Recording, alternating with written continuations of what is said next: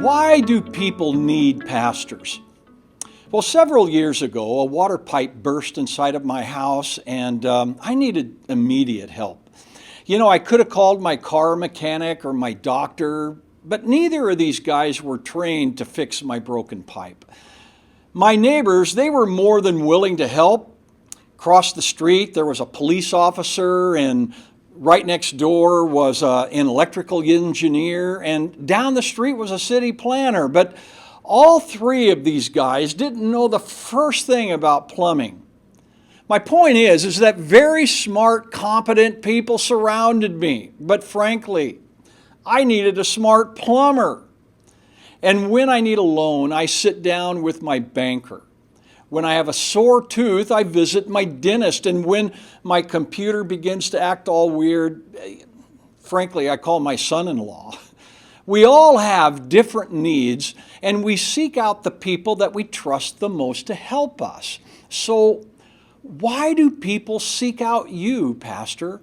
What is it that we as pastors have to offer?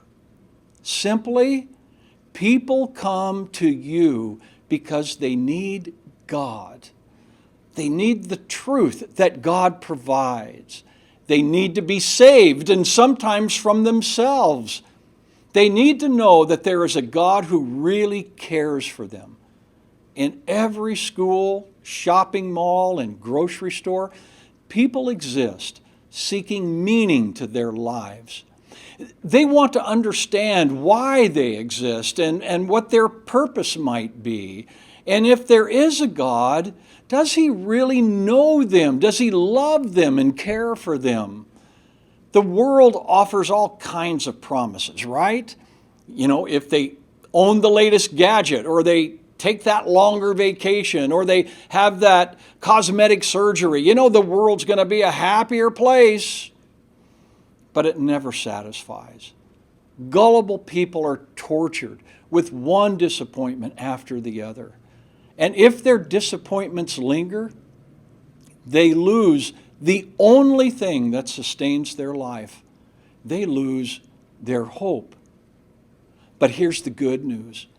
Hopeless people have you, Pastor. That's why God put you on the planet. People may go to church, they may read their Bibles or some other book, but eventually they seek out someone who really cares. And they just might seek out you, Pastor. Will you be ready for that hopeless soul? A good mechanic, a doctor, a dentist, a plumber, they're all familiar with the tools of their trade, and they possess the skill to use them. A pastor is only as good as his familiarity with God and the compassion that draws the pastor and the hopeless soul together. Just think how many hopeless people walk on this earth. And the more hopeless this world gets, chances increase that they're going to come looking for you.